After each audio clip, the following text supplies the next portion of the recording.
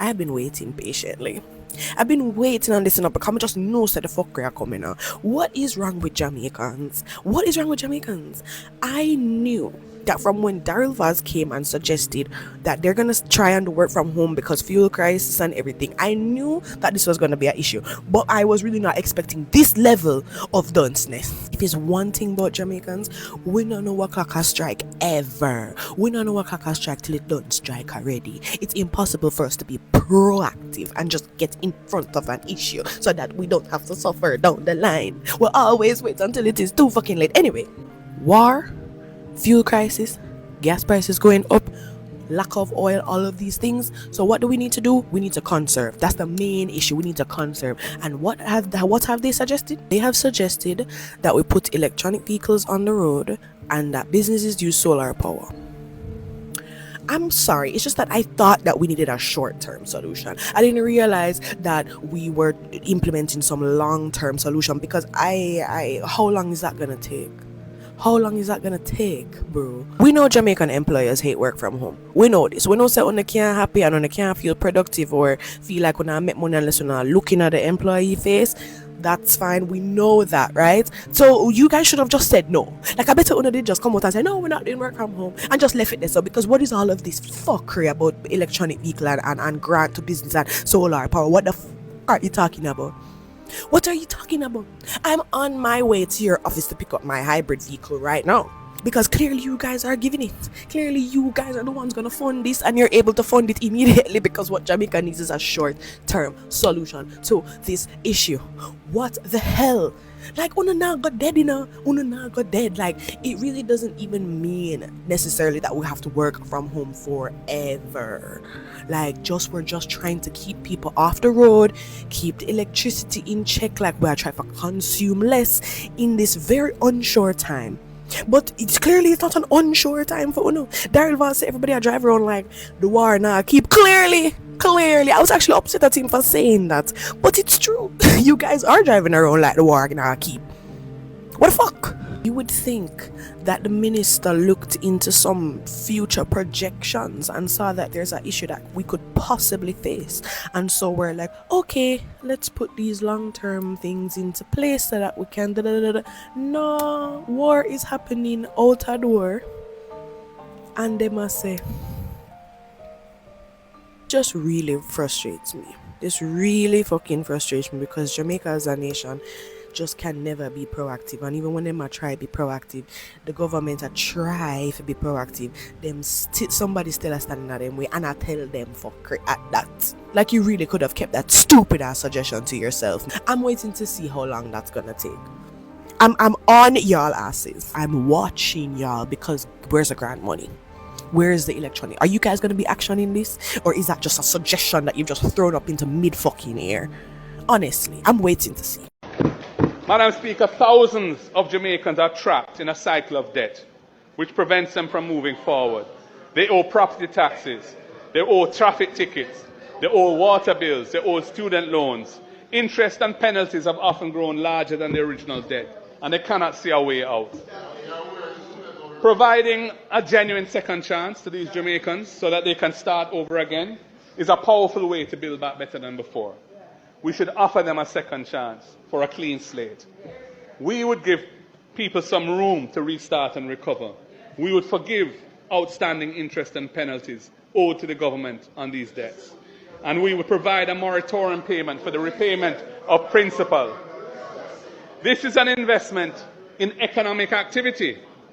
When people are freed from the weight of unpayable debt, they can start to build back their lives. Most often, they benefit from learning where they went wrong before and avoiding repeating those past mistakes. You won't get 100% improvement, but in any good idea, if you're getting majority benefits, and that's worth doing, many will start businesses. Some will buy homes. They will contribute to the economy.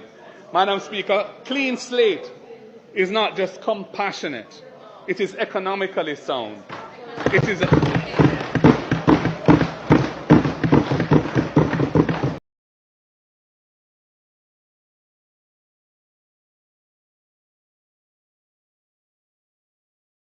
So did you know that the government of Guyana, the People's Progressive Party Civic Government of Guyana, continues to implement the 0% tax on fuel?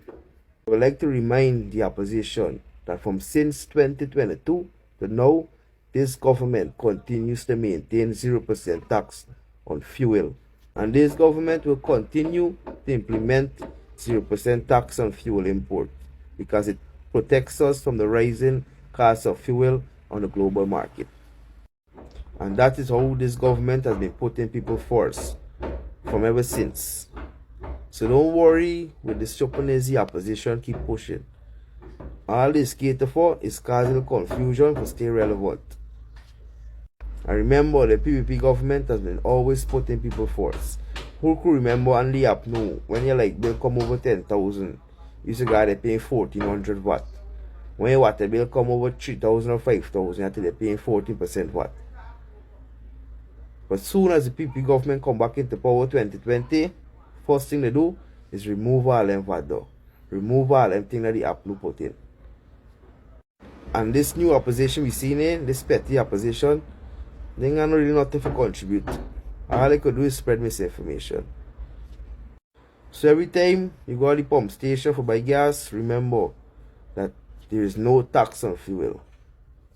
Madam Speaker, I rise to make my contribution in the debate on the National Reconstruction and Resilience Authority Bill 2026 that was tabled by the Prime Minister. That was withdrawn last week, Tuesday. Madam Speaker, the opposition recognizes the need for special efforts to contribute to the reconstruction of Jamaica, especially after the terrible damage inflicted on our country by Hurricane Melissa. We are painfully aware that Jamaicans continue to suffer from inadequate shelter, damaged housing. We are aware that the roofs program has been ruled out, funded out of the budget of 25-26, the $10 billion allocation. But NARA is not about providing solutions to the present needs of those people who are suffering. NARA is really a revamped attempt to inject higher levels of growth into the economy of Jamaica. That is primarily what it is about. If you actually look at the bill, other than the preamble, which does not become a permanent part of the legislation, there is no reference in the bill to Melissa or to any hurricane. Jamaica has been categorized by low levels, very low levels of real economic growth over the past decade. And despite promises like 5 in 4, which were spectacular failures, where 5% real GDP growth was to have been achieved after 4 years, nothing like that was achieved. We've had periods of negative economic growth because of shocks to the economy and so on. But there's been no structural shift in the design of our economy that would enable our economy to deliver high levels of growth. But Labour right, all they never tell me say, the 1 p.m. slogan going to continue to use, it have a real meaning. It have a meaning that it mean $1,000 pan the minimum wage. And that me get for understand it say it mean, believe, 1 p.m. mean $1,000 pan the minimum wage. That, you know, say a Labour right call me and said to me, I say, Bumbo, you never see smoke without fire. I real talk my side. So, 1 p.m. equates to $1,000 for 2026 pan the minimum wage, and that a quote by Andrew Wallace and him gang. Jamaican people want to listen to this and tell me if it's fair. People working at the public sector, right? But most of the public sector consume them buy from the private sector. Now you then at the public sector work on a little bit of pay, but you are putting orders into the private sector who them are pay for them people or for their employees better than the government are pay the people them who are sent out the orders. So for instance, you work at one ministry. Every day you buy water, probably bottled water, you buy paper, you consume electricity, you buy that from JPS, you do this, you do that. And at the end of the day, all of these things we consume, photocopy machines, transportation, a lot of these things coming from the private sector and them pay for them workers better than the public sector government workers. That makes sense? Now, I just want to be clear, because I know when I speak like this, which I have to do, I have to make these very controversial statements and confront our people, because sometimes we have false notions of our exceptionality. And I have to confront to say, hey, we need to change. And there are those persons who are deeply wedded in an illusion. In my recent budget debate, I made a central point. Every Jamaican must increase their productivity. Our fiscal management and stability and our resilience will only carry us to maybe 1 to 2% growth. But if we're going to break that threshold of growth that we have had, which has formed the ceiling of our growth for most of the last decade, we must increase our productivity. Speaking to my friend in the market, as I'm speaking to business people, what have you produced recently? What did you contribute to the GDP of the country? And if every Jamaican were to ask and answer that question honestly, then we would begin to start to treat with this issue of productivity. Because there is a disconnection between what we want and what we produce. Because somehow in our minds, somebody's just going to come and hand it to us. We can't claim to be independent or seeking our independence if we continue to look for our salvation and rescue from outside. We must produce our way to what we want. Jamaica produces about 1,400 Jamaican dollars per hour. Barbados produces 3,500. That's about 2.5 times what we do. And the Dominican Republic produces about $4,200 or 3 times what we produce. Trinidad and Tobago produces $31 per hour, and Panama produces $43 or 5 times what we produce per hour. That's the reality. We are second from the bottom. Only Haiti produces less than us. Regionally. Everybody wants everything. But what did you contribute? What did you produce? Now, Jamaica monthly budget is going viral. $400,000 minimum $350,000. Yeah, man. So about 250,000 to 300,000 would be the ideal budget for living in Jamaica. My name is Andre Dyer. My monthly budget for the month roughly about $485.20. If you don't know, many Jamaicans are living on minimum wage, which is roughly $96,000 a month. Now, when many online users saw that video, they might wonder how them survive. At 36, we get every 2 weeks.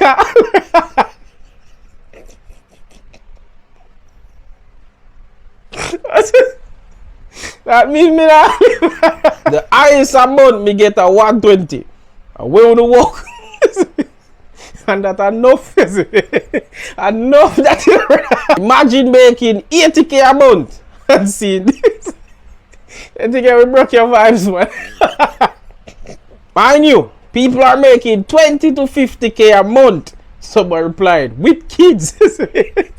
So, I don't survive, we are surviving. So warm to the people we are survive for minimum wage. The key word, survive. You know, one of you can adopt me, please. Adopt me too. Somebody adopt me to car. Adult is not adult. The minimum wage, what you think about? You feel like it's too small or it can increase? How much you feel like it should have increased to? Alright, we are going to be realistic now. You can't really over increase the minimum wage. I'm being practical. You have to understand a person who has an overhead cost in a business and they have to pay workers. You have to remember that you have to take in consideration the business person who is paying the bills. And if their workers are getting too much pay, and I'm being fair because I'm a minimum wage working person, if they have too much of that to deal with, you're going to have less workers being employed. You're going to have one person, for instance, you have to split the salary between 2 or 3 workers. When the business place actually need 5 employees, you're going to have overworking of the employees. So whilst we don't want the minimum wage should be 30,000, we have to be practical. A person will run a little wholesale when in profit per dollar is 10 cents. How much can he really pay you to come there and do minimum employment? You understand? So if you want to be paid, you know, we have to go get the certification and do what we need to do to empower ourselves. But we can't just say, oh, because a minimum wage, we need to be paid big. Go and get your certificate and go get your big shot job if you want big shot pay. But we are going to be fair and we're going to be practical to the business owners. Whilst we want everybody to get $50,000, $60,000 a week, it's not going to work. It go bankrupt the people and we have business. We have to be fair. And I myself, I a little bit of money me work for, and me have to understand say if my employer starts paying me too much, they're not gonna have enough to pay me over the long run.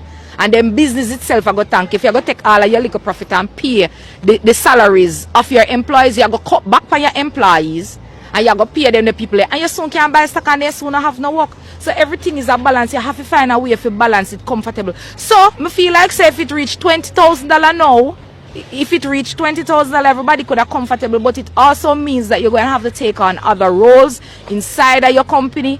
Instead of you just coming and saying, all right, I'm going to sit down around the counter and be a sales rep, you can probably, all right, say, boss, instead of we get an office work and make all of we jump around and do the office work, like sweeping and cleaning down, so then they have to employ somebody to do that. And then that salary which would have paid that the minimum wage could have split between the other 3 employees there. And that's just my opinion. No, have to kill me feet, because I know everybody want $100,000 a week.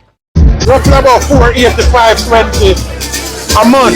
I think 500 is the ideal amount. $400,000. Minimum $350,000. Yeah, man. So about 250,000 to 300,000 would be the ideal budget for living in Jamaica. Name is Andre there. My monthly budget for the month, roughly about $485.20 a month. I know now the kids there on my monthly limit, boy. God bless me. To me, that's very subjective. It all depends on the type of lifestyle you want to live. So once you decide that, then you can figure out what type of budget you need. Minimum $400K a month. Monthly budget to survive in Jamaica is $500,000, no less, because everything is expensive. Like, cost of living is really high right now. So I think 500 is the ideal amount. You have bills, you have mortgage, you have your cars to take care of, you have gas.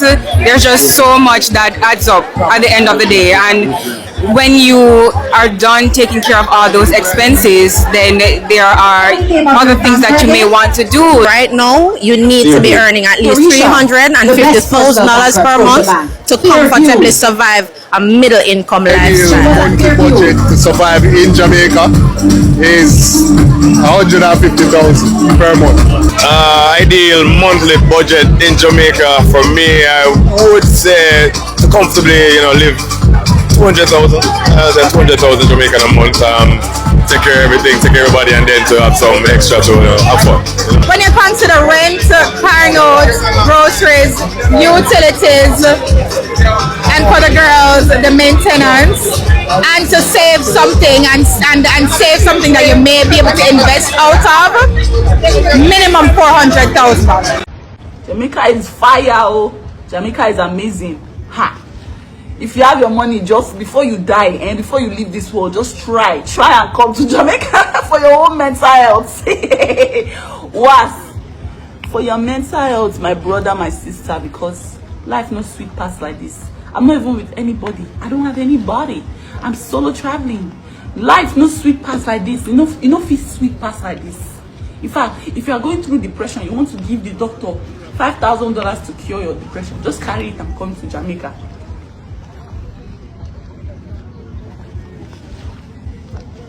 You, Mr. Andrew Wellness, otherwise known as Bodyguard, because you can't name no blood clot, bro, God.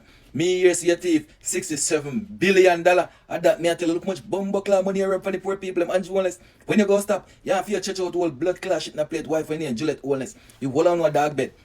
That me I tell you right now, Westmoreland and St. Elizabeth and St. James still want to work on right now. Nothing on go on. Enough people still don't get light and water and good road. And that me I tell you how much money you thief, Prime Minister of Jamaica, Mr. Andrew Wellness. You need to do better, youth. And that me I tell you, a 2026 we in right now. A March we in a March soon done all. No, you not do nothing for Jamaica, dog bed boy Andrew Wellness. What you do for yourself? You see, you just want rich and set generation wealth for you and your dirty wife and your dog bed picking them, the transmission picking them. You don't care about the citizens of Jamaica youth, some of the future, Mr. Andrew Wellness. A long time, you know, tap on your car yet in the dog, me just watch and see where you going, but you're not going with nothing, father. You're the worst Prime Minister Jamaica ever see. I tell you. Andrew Wellness, you need to fix up economic and make sure Jamaica run good, father. Build up some house, buy some container house. You see, don't build no board house, give people, my father. Don't rub up your whole life money, you don't reach already, Godfather. You see, free way up your no money, you're done.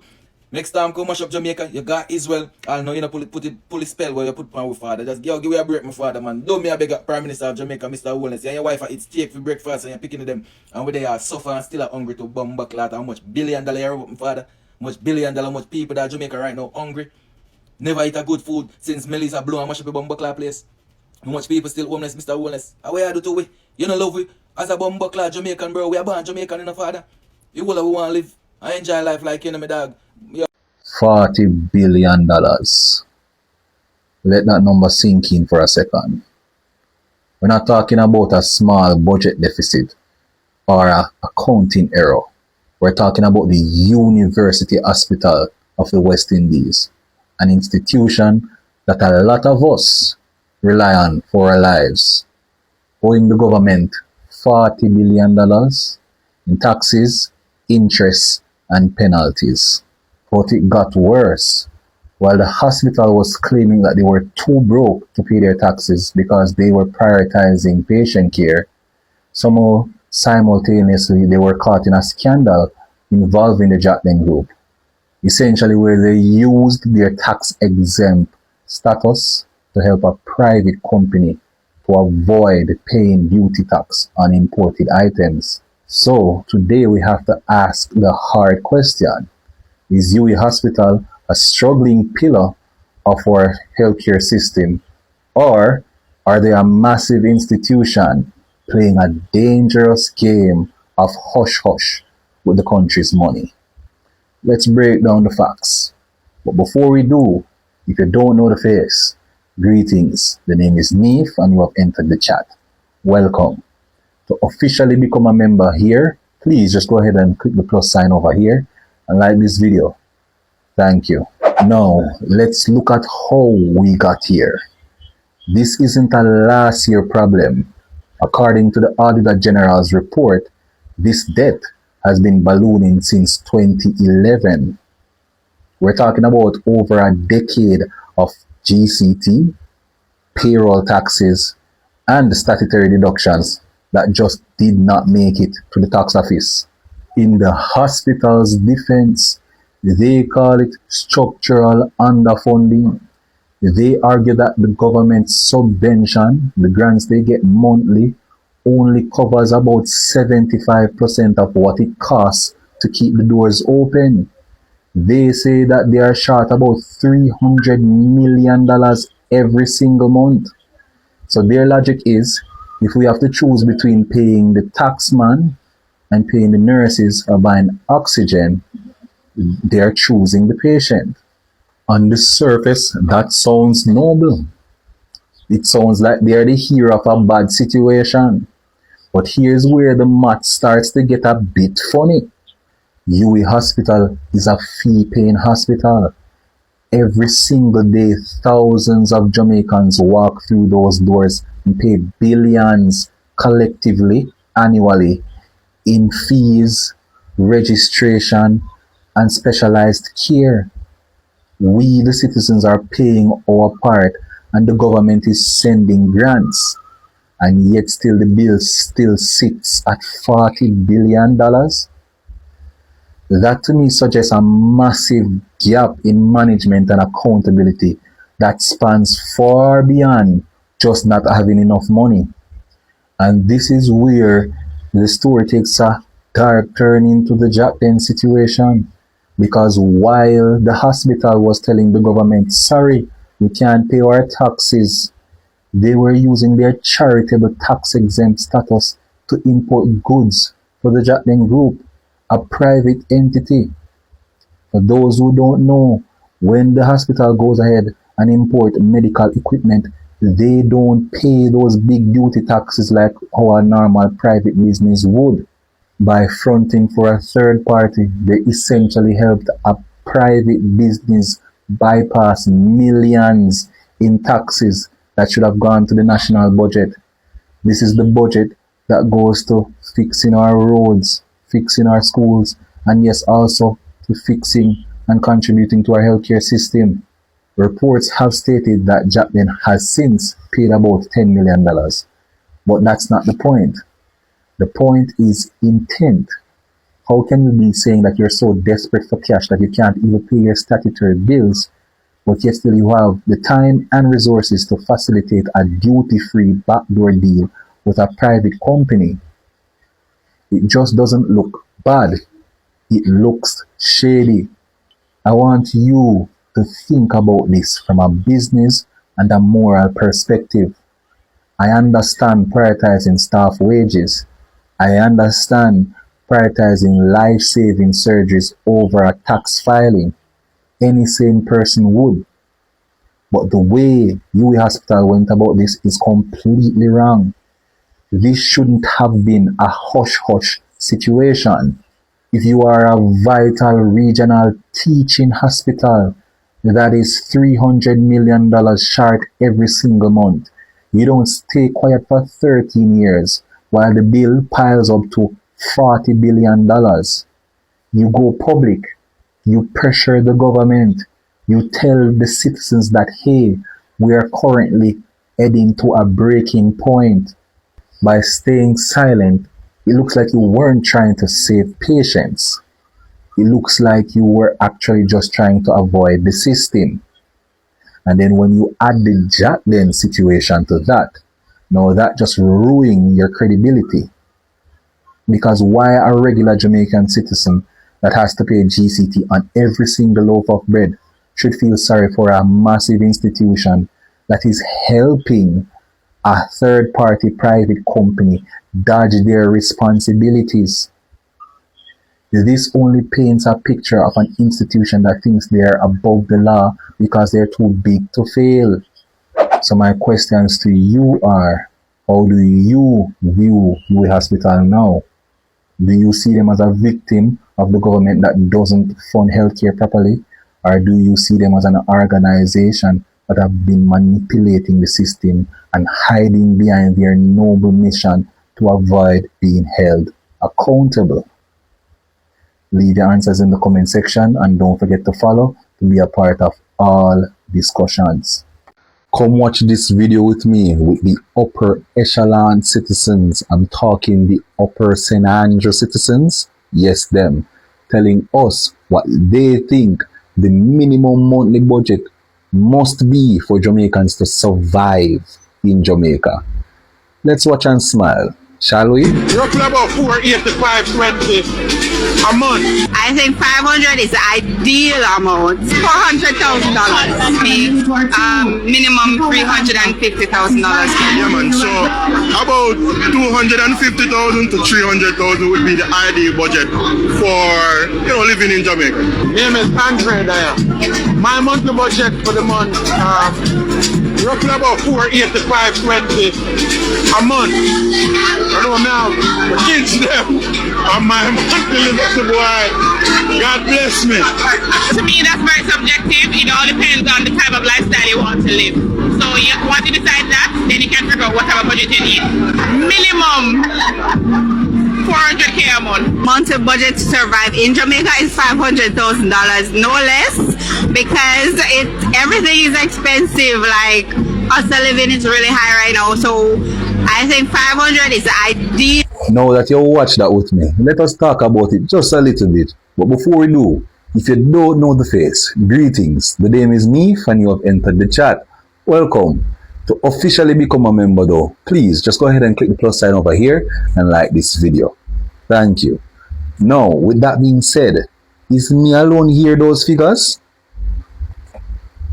Is me alone hear the figures that the Uptown people are saying that they need minimum to survive in Jamaica?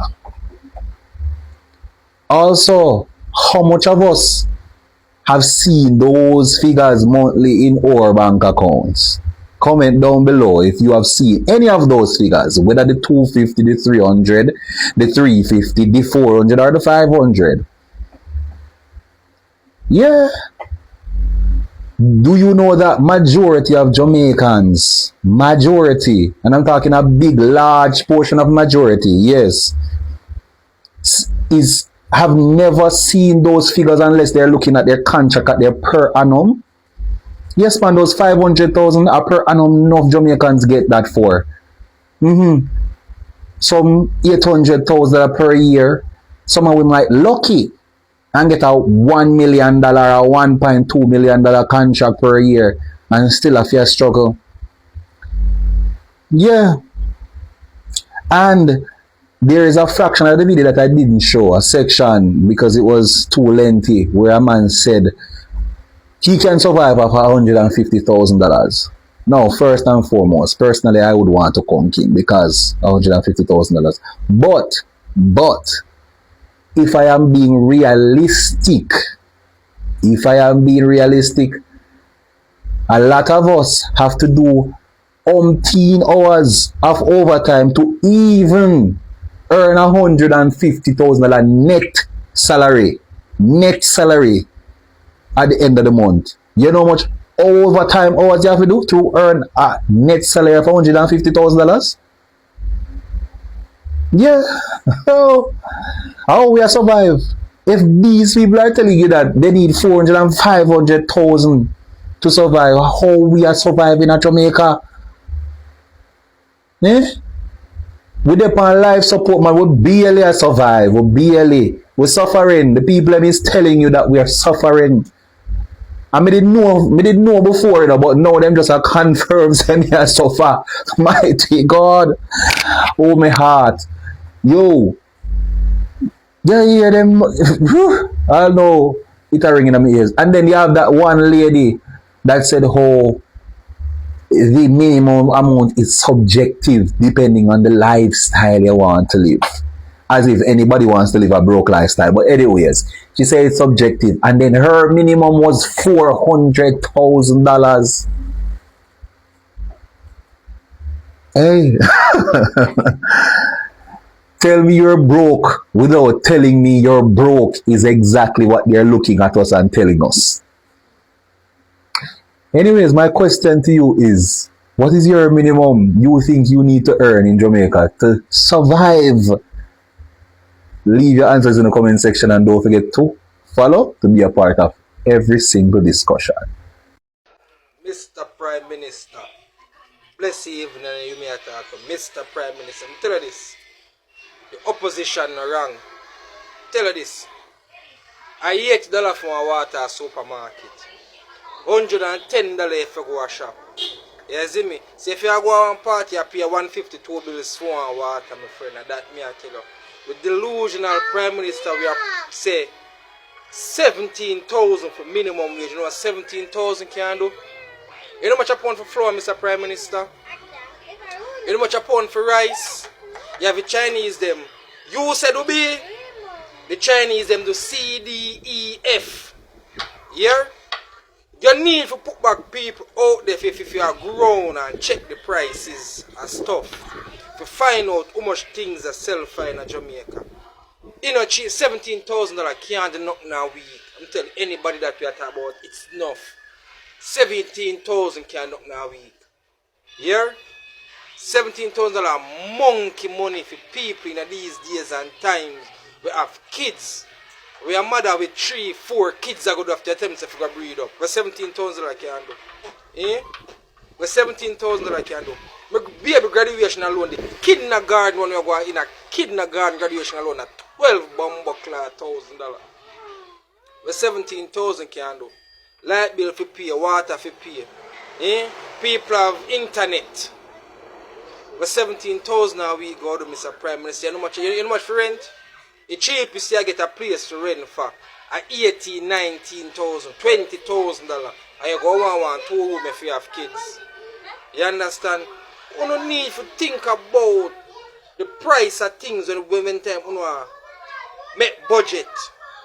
We just go through a hurricane that devastate the whole island. Enough people still homeless. 17,000 a week. You put on $1,000 one dege $1,000 per minimum wage. That seems right. And look how much a raise fee you pay to Mr. Prime Minister. Look for your business ventures, your stocks and bonds and all of them fuck with your properties them we own. And look how much I put fee you pay. And they tell people say $17,000 a week. Well, $17,000 a week ago. Well, $17,000 a week ago, Mr. Prime Minister, you can't do nothing for nobody. That's why so much youths on the road that do the wrong things. That's why so much youth a bus gun for no reason. $17,000 can't help nobody. Yeah? $17,000 a week can't do nothing at all for nobody in this society. So you need to sit down, talk back to your delegates and live in a big house, come out of the big house and come on the streets. Yeah? Come on the streets, can walk up on the wholesale them, the Chinese them want to have do whatever they please.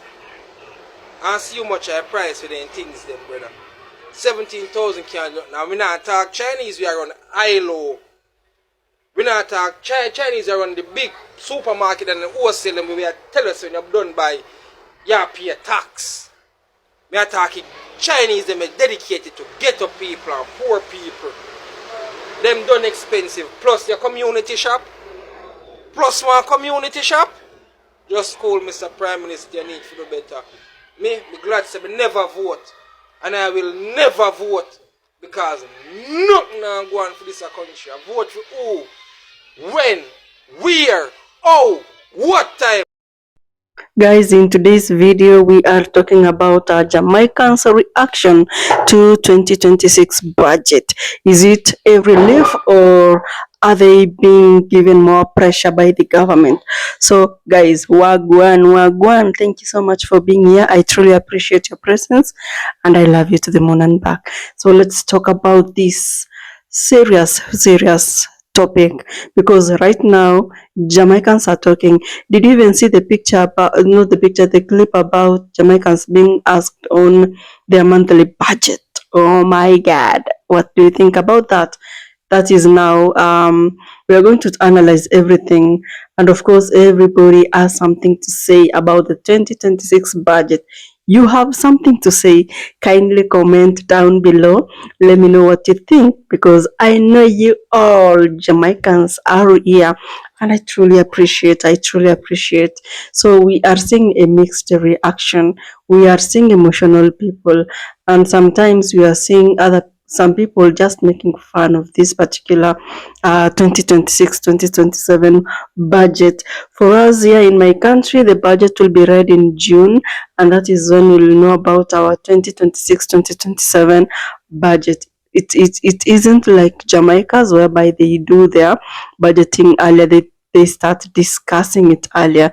So the Jamaican government has already rolled out the 2026-2027 national budget, and I can tell you they are very big numbers, very big promises, very big debates that are happening in Jamaica, in the island.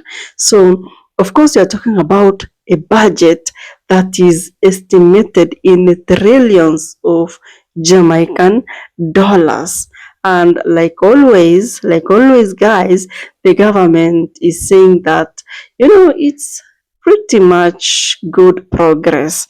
And of course guys, the opposition, they have to talk, and they said, oh man, this is not enough. But The real story here is the people, the island people.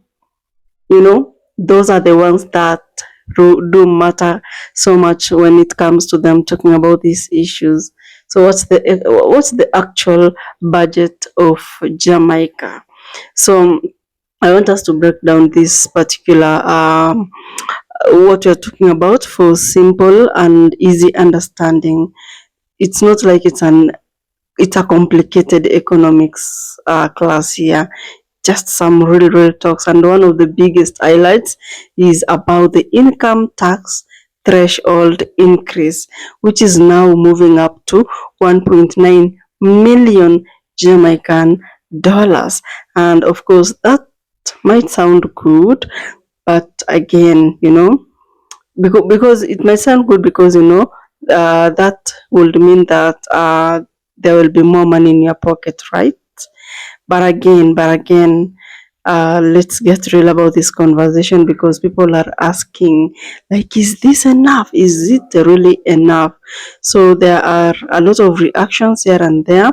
And if you go through the internet, and I also know that you've already watched the clips and you've heard what people are saying at the moment. And of course, there are some vibes.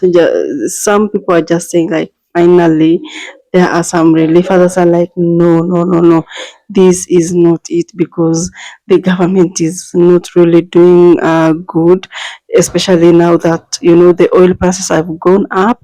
And remember that when it comes to the import tax, it's like zero. Like, what the hell, what is really happening? And again, you're telling us that we need to work from home. If you're importing at zero tax, what is the essence of you pricing the oil at a higher price? Anyway, Jamaicans, I know they like humor, they like talking about everything, even things that seem to be like really serious. But of course, when you hear cut tax cut, it's awesome, because that means that everything that used to be expensive is going to be like a little bit lower. And of course, that tells you the general mood of the Jamaican people. But again, the cost of living is really hurting everybody, and that is the biggest issue that you want to discuss today. And people are not just looking at taxes, by the way. They are looking at the prices of food, the price of rent, the transportation, the bills, everything. And of course, they feel like, okay, even if you're going to save a little bit on taxes, we are losing a lot on the other side. And of course, the frustration is extreme. So there is this issue of economics, and what is it really? Is there growth? What is the reality?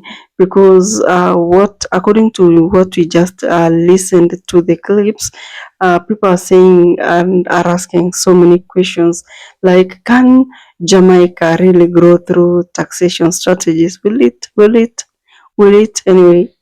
Comment, guys. I need to know what you think about that, because that debate is really eating up. And on paper, the numbers look solid, they look good, but in real life, guys, things on the ground are different. People care about only one thing: can they survive comfortably? It's all about survival here, guys. It's not even about living. And the government, the opposition, back and forth, the debates. Because let's talk a little bit about politics now, because you will never avoid politics in any country, in any government. Never ever. They have to have a say on something, whether good or bad. So the government, of course, they are defending the budget strongly, and they're like, guys, it's very responsible. It's a responsible budget. It's a stable budget.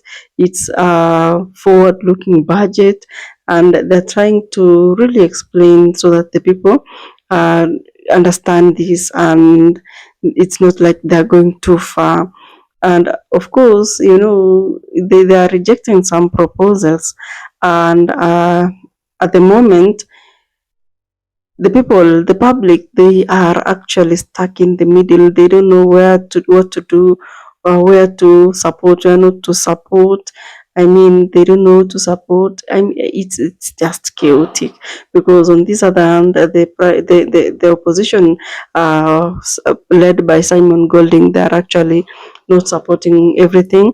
They're like, Jamaicans are stuck. They can't afford to do anything. They are on debt, like on high debt.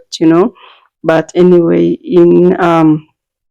we are seeing Jamaicans are breaking down, of course, on social media, and of course, the tone is like, oh my God, this is just not it. But again, there are those who will find humor in those sad times, and they're the people that make us laugh, even though we feel sad. Of course, the world has to contribute some factors in the economy of these third world countries. And of course, we have leaders that are saying that Jamaica cannot avoid global pressures like oil prices, that we don't have the power to like avoid it. At the end of the day, it has to pass through the global powers route that really affects our prices here at home. We have global inflation, trade issues.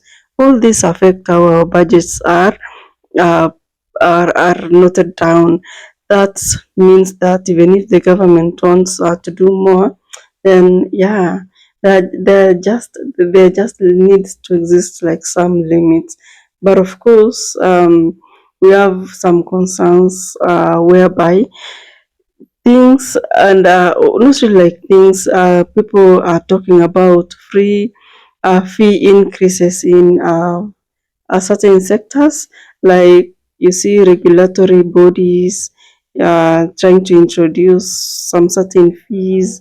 And of course, as much as it might not seem like a big deal, it actually trickles down to a Jamaican citizen down there, because at the end of the day, goods are going to be higher in terms of prices, and of course, consumers are going to pay more, and they'll feel it. They'll feel the economy. For instance, in my country now, I mean, if you look at the price of tomatoes, it has really gone up like crazy, guys. And those are some of the things that we need to use always. Anyway, it's a matter of being patient at the end of the day, because yeah, and hopeful, because at the end of the day, being hopeful is one of the things that has really helped us as human beings. We live by hope. Anyway, the young people are speaking, and they're not staying silent. They're very vocal. They're asking, where are the jobs? Where are the opportunities? Where is the real change? I mean, these people, they are proactive, they are vocal. The Gen Zs of nowadays, they don't really fear. But you see, the back and forth about all these issues will bring about trust issues, and people will be like, should we really trust these promises that were told to us by the Prime Minister? Because, promises doesn't mean that it will happen. It can fail sometimes. And of course, majority are like, let's just wait and see. They're in that zone of being full. And anyway, guys, I don't know what you think about this particular budget thing in the Caribbean island of Jamaica. So thank you so much. If you watched the clip up to this point, I do appreciate your presence. I'll see you in the next video.